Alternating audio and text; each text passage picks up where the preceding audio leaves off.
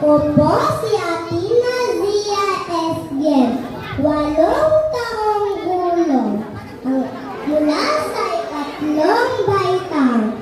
Ang aking ikukwento sa inyo ay tungkol kina elepante at ang mga langgam. Noong unang panahon, sa gitna ng makapal at lundi ang kagubatan, naninirahan ang damuhan ng elepante na si Elmo. Dumadagundong ang lupa sa bawat hakbang niya.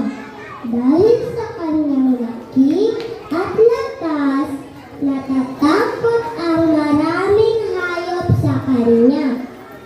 Minsan, hindi sinasadya, nadudurog ang mga tuyong sanga at napapaurong ang mga maliliit na hayop. Isang maaraw na umaga, nakakita si Elmo ng kumikislap na tipak ng asukal sa lupa. Wow!